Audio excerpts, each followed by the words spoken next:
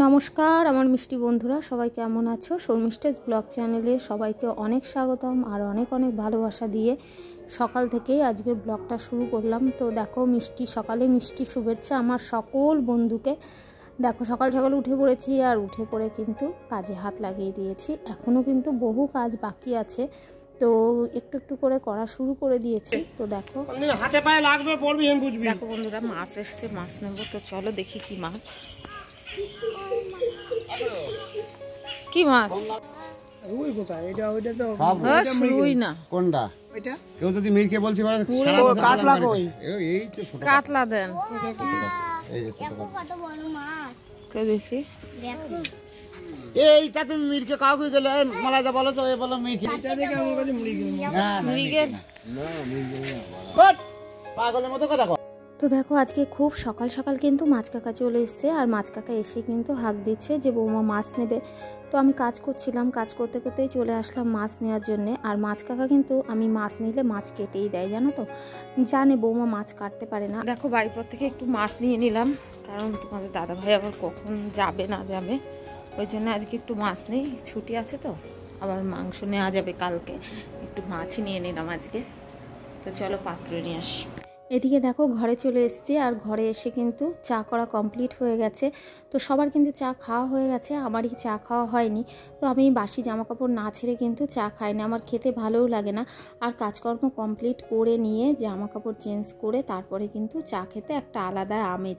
দেখো মাম্মাম কিন্তু কুকুরদের বিস্কুট দিচ্ছে, দেখবা? চলো তোমাদের দেখি দিও, এত ভালোবাসে কুকুরদের। দেখো এই দেখো, দাও ওই দেখো, দেখেছো কুকুরদের বিস্কুট দিচ্ছে। দূর থেকে দেবা, দূর থেকে দূর থেকে, দেখেছো কুকুরদের বিস্কুট দিচ্ছে। কুকুরদের প্রতি ভালোবাসা, পশুদের খুব ভালোবাসা, ছেলে মেয়ে দুটোই, জানো তো। ওই দেখো, দূর থেকে দাও, দূর থেকে দাও, না হাতে কামড়ে দেবে, দেখেছো। তারপরে দেখো রান্নাঘরে চলে এসেছি, আর মামামের কায় দেখানো তো তোমরা দেখতেই পেলে। মামাম ওই রকমই দুষ্টুমি করে, তো ওর পিছু পিছু একটু যেতে হয়, না হলে যদি কুকুর কামড়ে দেয় তাহলে 14খানা ইঞ্জেকশন। তো মায়েদের তো ভয় থাকেই বলো, তো বাচ্চার পেছন পেছন কিন্তু একটু পাহারা দিতেই হয়। তো দেখো ওইদিকে সামলে আবার এইদিকে চলে আসলাম রান্নাঘর সামলাতে, মেয়েদের তো কাজ যেটা। তো একটু সবজি কেটে নিচ্ছি, আর আমি কিন্তু বসে বসেই সবজি কেটে নিই, জানো তো। দাঁড়িয়ে খুব কম সবজি কাটি, পেঁয়াজ আলু এইগুলো দাঁড়িয়ে কাটি, আর বেশি সবজি হলে আমি বসে বসে কেটে সুন্দর করে সব সবজি একবারে কেটে ধুয়ে গুছিয়ে নিলে কিন্তু আমার মনে হয় কাজটা অনেক সহজ হয়।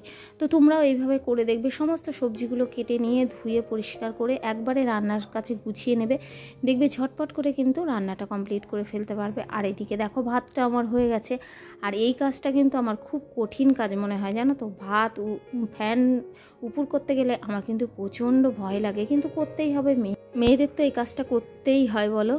তো যাই হোক, দেখো এদিকে আমি মাছে লবণ হলুদও মাখিয়ে নিলাম। তো লবণ হলুদটা 5-10 মিনিট মাখিয়ে রেখে দেবো, তারপরে কিন্তু রান্নাবান্না স্টার্ট করে দেব। তো যাই হোক সব গুছিয়ে নিলাম, এবার ঝটপট করে রান্নাটা করে ফেলবো। এদিকে দেখো তেলও বসিয়ে দিয়েছি মাছ ভাজার জন্যে।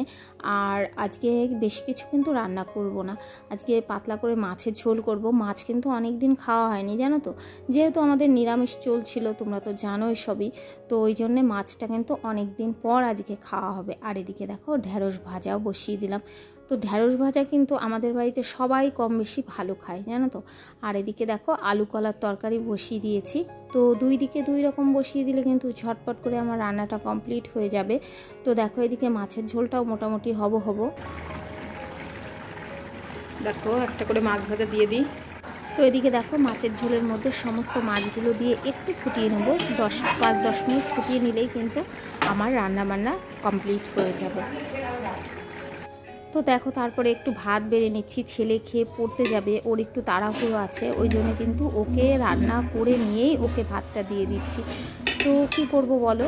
দেখো এই ঘরে কি করছে দেখেছো, দুটো মিলে, স্কুল না থাকলে না, দেখো দেখো দেখো দুষ্টু ভাই বোনে মিলে কি দুষ্টুমি শুরু করেছে, দেখেছো। এই দেখো তো দিচ্ছে না, দেখেছো, লাফালাফি ঝাপাঝাপি কি দুষ্টুমি শুরু করেছে। দেখো যদি এখান থেকে পড়ে যায় তাহলে দাঁত মুখ ভেঙে যাবে না বলো। কথা বললে কিন্তু একদমই কানে শুনবে না, ও যেটা ভালো মনে করবে সেটাই করবে। দেখো ওই দেখো ও দাদাকে পড়তেই দিচ্ছে না, দেখো গা ঘেমে গেছে, স্নান করবে করবেই না, কথা বললে মোটেই শুনবে না। আর করতে হবে না, চলো স্নান করবা। আর দুখানা আর করতে হবে না, চলো চলো চলো। আর এদিকে দেখো মাম্মাকে স্নান করিয়ে নিয়ে ওকে একটু পড়তে বসিয়েছি, কারণ ওর সামনে এক্সাম, তো ওই জন্য কিন্তু ওকে মা আর বাবা দুজনা মিলে নিয়ে বসেছে। তো খুব দুরন্ত, তো পড়তেই চায় না, জানো তো, খুব দুষ্টুমি করে। আমার কিন্তু এখনও অনেক কাজ বাকি আছে, সেইগুলো আমি কমপ্লিট করব। তো তোমাদের দাদাভাইকে বললাম তুমি একটু নিয়ে বসো। তো তারপরে দেখো আমি স্নান করে নিয়েছি, আর আমার স্নান হয়েছিল না। তো তোমাদের বললাম অনেক কাজ বাকি আছে, সেহেতু স্নান করে নিলে তো হবে না, বলো, কাজগুলো কমপ্লিট করে নিয়ে তারপরে স্নান করলে কিন্তু আমার মনে হয় বেস্ট হয়। তো তারপরে দেখো আমি কিন্তু স্নান করে সবার খাওয়া দাওয়া দিয়ে চলে এসেছি, আর সবাইকে একটু ফল কেটে দিলাম, জানো তো। খাওয়ার পরে সবাই বাড়িতে থাকলে আমি কিন্তু একটু ফল কেটে দিই, যে সবাই ফল খেতে ভালোই বাসি আমরা। তো তারপরে আমিও একটা নিজের জন্য একটু শশা কেটে নিচ্ছি, কারণ দেখবে নিজের জন্য কিন্তু সেইভাবে কিছুই হয় না, সবাইকে কেটে দিলাম। তো আমি ভাবলাম চলো, আমি সব ফল খেতে ভালোবাসি না, তো শশাটা খেতে কিন্তু আমি ভালোই বাসি। তো দেখো শশাটা কেটে নিয়ে একটু খেয়ে নিচ্ছি, আর লবণ দিলে তোমাদের দাদাভাই একটু বকাবকি করে, ওই জন্য লবণ না দিয়ে খাওয়াটাই বেস্ট। কাঁচা লবণ খাওয়া কিন্তু শরীরের পক্ষে একদমই ভালো নয়, সবই জানি, জেনে শুনেও এক এক সময় অজানা হয়ে যায়। চলো একটু শুয়ে নেব।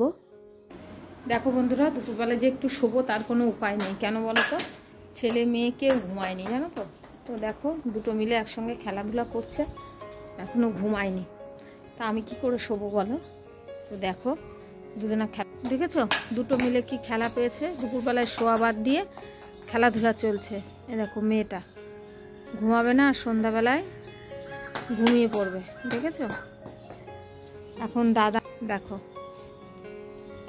দাদার আর এই ফুলের টবগুলো না সব ভেঙে ফেলে, জানো না, এই বল লেগে লেগে সব ফুলের টবগুলো ভেঙে যায়, দেখেছো। দেখো গরমের মধ্যে, আর বাইরে আজকে ভালোই তাপ আছে এখনো।